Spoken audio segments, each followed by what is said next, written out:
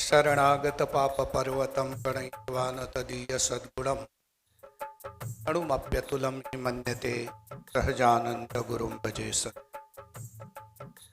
निज મંદિરમાં વિરાજમાન ઉપાશ્રેષ્ઠ દેવ હરિકૃષ્ણ મહારાજ લક્ષ્મીનારાયણ દેવાદિક ભગવત સ્વરૂપોના સાનિધ્યમાં આ ચૈત્રી સમયમાં ચાલતી સદગુરુ શ્રી નિષ્કુળાનંદ સ્વામી વિરચિત શ્રી હરિસ્મૃતિ આ લઘુ ગ્રંથની કથાના વક્તા સદગુરુ શાસ્ત્રી શ્રી પ્રિયદર્શનદાસજી, સભામાં ઉપસ્થિત મારા સ્નેહી મિત્ર, જેમના માધ્યમથી આ કથાનું યજમાન પદ હરિભક્તોએ સ્વીકારેલું છે એવા સદગુરુ શાસ્ત્રી શ્રી વિશ્વ વલ્લભદાસજી સ્વામી, શ્રી વલ્લભ સ્વામી, અન્ય બ્રહ્મનિષ્ઠ ઉપસ્થિત સંતો, સાંખ્યયોગી માતાઓ, માતૃશક્તિ ભાઈઓ અને બહેનો, બધાને મારા હેતથી જય સ્વામિનારાયણ. ગ્રંથ છે નિષ્કુળાનંદ સ્વામી દ્વારા વિરચિત હરિસ્મૃતિ. નિષ્કુળાનંદ સ્વામીની જેવી જન્મજાત પ્રકૃતિ હતી એ પ્રકૃતિને અને આ ગ્રંથને બરોબર મેળ ખાય છે. જેને જગતની વિસ્મૃતિ થઈ હોય એને જ શ્રી હરિની સ્મૃતિ થાય.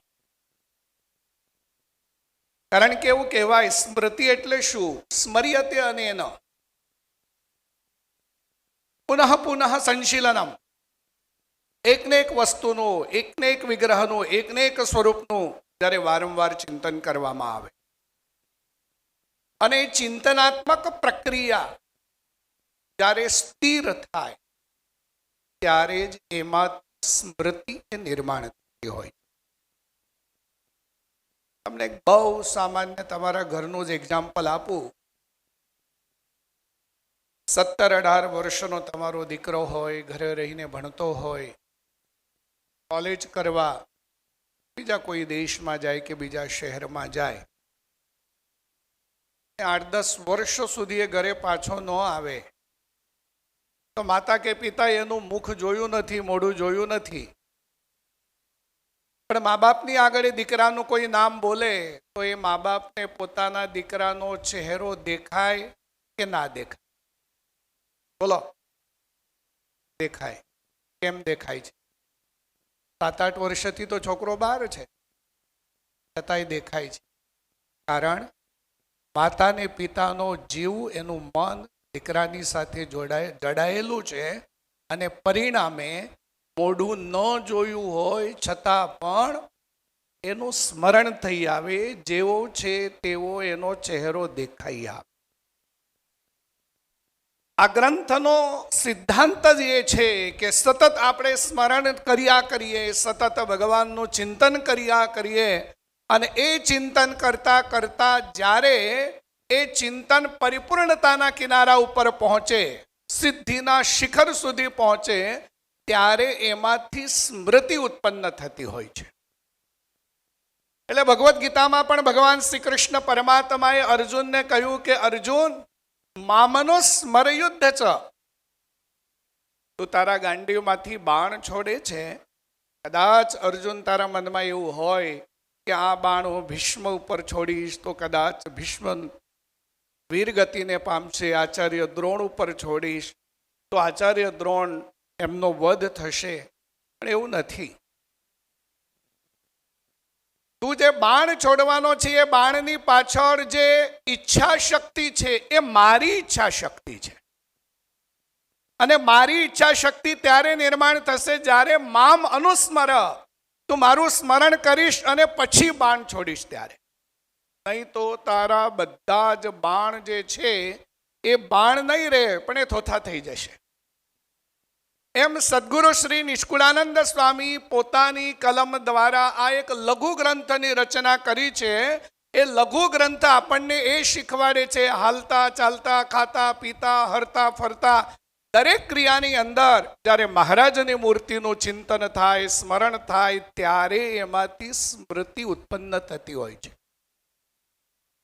ગરડા પ્રથમના પહેલા વચનામૃતમાં જ્યારે મહારાજને પ્રશ્ન કરવામાં આવ્યો કે સૌથી અઘરામાં અઘરું સાધન કયું, તો મહારાજે જવાબ આપ્યો છે ભગવાનના સ્વરૂપમાં મનની અખંડ વૃત્તિ રાખવી, એના જેવું કોઈ કઠણ સાધન નથી. અને એને જો એ રીતે રહે તો એનાથી કોઈ અધિક પ્રાપ્તિ પણ નથી. મતલબ એ છે કે સ્મૃતિની ઉત્પત્તિ એ ચિંતનમાંથી છે, સ્મરણમાંથી છે. પણ એ ચિંતન અને સ્મરણ ત્યારે જ કહેવાય કે પુનઃ પુનઃ વારંવાર એકને એક વાતનું જ્યારે ચિંતન થતું હોય ત્યારે. અને એટલા માટે મહારાજે વચનામૃતની અંદર આજ્ઞા કરી છે કે જગતમાં અર્ધો પ્રેમ રાખતો હોય અને જગદીશ્વરમાં અર્ધો પ્રેમ રાખતો હોય તો એ તો ખડ ખાય છે. સમજાય છે ને? ખડ ખાય છે એટલે જગતની અંદર જવાબદારી નિભાવવાની છે, પરંતુ જગદીશ્વરની સાથે મનની જે વૃત્તિઓ છે સતત જોડાવાને કારણે એમાંથી સ્મૃતિ ઉત્પન્ન થાય. અને એ સ્મૃતિ જ્યારે ઉત્પન્ન થાય ને ત્યારે એ જ સ્મૃતિ આત્માના કલ્યાણ માટે કારણભૂત બનતી હોય છે. આજે જ્યારે અહીંયા આજની કથામાં મહારાજે સ્વહસ્તે જ્યારે આ 6 મંદિરોનું નિર્માણ કાર્ય કર્યું, એની જ્યારે આપણે કથા સાંભળી રહ્યા હતા, વડતાલની કથા આવી, અમદાવાદની આવી, ગરડાની આવી, આ બધી કથાઓને વારંવાર સાંભળ્યા પછી સતત ચિંતન થાય અને એ ચિંતનમાંથી સ્મૃતિ ઉત્પન્ન થાય. આ એક શાસ્ત્રીય પરંપરા છે. અને એટલા માટે આ કથા વારંવાર સાંભળીએ, એનું સતત ચિંતન કરીએ ને ત્યારે એ આપણા માટે મોક્ષનું સાધન બનતું હોય છે. ભગવાન સ્વામિનારાયણ મહાપ્રભુ આ માર્ગે સંતોને પણ લઈ ગયા અને આ જ માર્ગે હરિભક્તોને પણ લઈ ગયા. હિન્દુસ્તાનની અંદર આજે કેટલાય સંપ્રદાયો છે, પણ એ સંપ્રદાયોની અંદર ભક્તિ સંપ્રદાયો આગળ છે. એની પાછળનું કારણ એમાં સતત ભગવાનના સ્વરૂપનું ચિંતન થયેલું છે. સ્વામિનારાયણ સંપ્રદાય પણ આજે સનાતન હિન્દુ સંપ્રદાયોની અંદર એક ભક્તિ સંપ્રદાયના રૂપમાં છે કે આજે સ્વામિનારાયણ સંપ્રદાયની અંદર જેટલું નામસ્મરણ થતું હોય, જેટલા જપ થતા હોય, જેટલું ભજન કીર્તન થતું હોય, એટલું કદાચ આપણને અન્યત્ર દેખાય ન પણ દેખાય.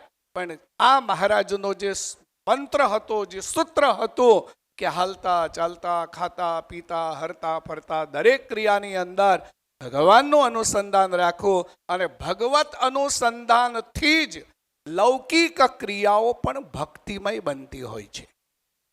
મોટી બા હતા, લાલજી મહારાજની સેવા કરતા હતા, પણ સતત અનુસંધાન હતું.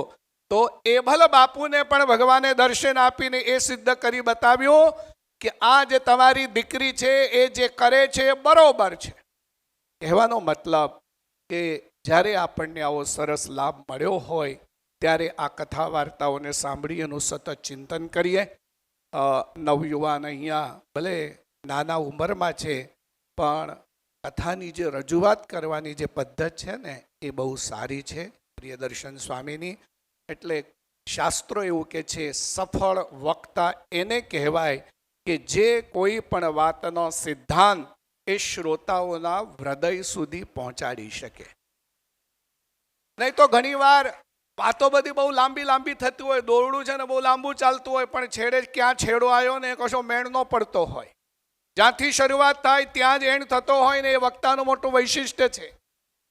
જે કોઈ વાર્તા કરતા હોય એની અંદર પ્રમાણો આવતા હોય ત્યારે વક્તાનું વૈશિષ્ટ્ય છે. જ્યારે એ બધી જ બાબતો જ્યારે પ્રિયદર્શન સ્વામી કથા કરે છે ત્યારે એમાં દેખાય છે. અને વિશેષ તો એટલું કહીશ કે આજે આપણા સંપ્રદાયના છે ને સુવર્ણ કાળ ચાલી રહ્યો છે કે સેંકડોની સંખ્યામાં સંતો બહુ સારા તૈયાર થઈ અને કથા વાર્તાના માધ્યમથી સત્સંગીઓનું આ સત્સંગનું પોષણ કરે છે. અને એમાંય વડતાલમાં જ્યારે ચૈત્રીનો સમય હોય, કારતકનો સમય હોય, ત્યારે પણ જ્યારે આપણા મંદિરના ચેરમેન સ્વામી પૂજ્ય દેવપ્રકાશ સ્વામી, કોઠારી સ્વામી, સંત વલ્લભ સ્વામી, એમના માધ્યમથી જ્યારે અહીંયા જુદા જુદા સંતોના માધ્યમથી જ્યારે આવી કથાઓનું આયોજન થતું હોય ને ત્યારે એનો લાભ લેવો. હું આજે મારા પરમ સ્નેહી મિત્ર વિશ્વ વલ્લભદાસજી સ્વામીને પણ ધન્યવાદ આપીશ. હું માનું છું ત્યાં સુધી આ ત્રીજા સમયથી એટલે 1, 2 ને 3 આ ત્રીજો સમયો એવો છે કે જેનું યજમાન પદ એમના માધ્યમથી હરિભક્તોએ સ્વીકારેલું છે. તો નિજ મંદિરમાં વિરાજમાન લક્ષ્મીનારાયણ દેવ હરિકૃષ્ણ મહારાજ આદિક ભગવત સ્વરૂપોના ચરણોમાં પ્રાર્થના કરું છું, એમના માધ્યમથી આવા આયોજનો થતા રહે. યજમાન પરિવારને મહારાજના સ્વરૂપની વિશે અસાધારણ પ્રીતિ નિર્માણ થાય અને તમે બધા શ્રોતા ભાઈઓ બહેનો બેઠા છો, સૌના હૃદયની અંદર ધર્મ જ્ઞાન વૈરાગ્ય અને ભક્તિની મહારાજ ઉત્તરોત્તર દ્રઢતા કરાવતા રહે, સતત શ્રી હરિની સ્મૃતિ રહે. અને અમારા વક્તા પ્રિયદર્શન સ્વામી આવી જ કથાઓ જીવનના છેલ્લા શ્વાસ સુધી કરતા રહે એવી ભગવાન એમને શક્તિ આપે એટલું કહી મારા શબ્દોને વિરામ આપું છું. અસ્તુ. જય સ્વામિનારાયણ.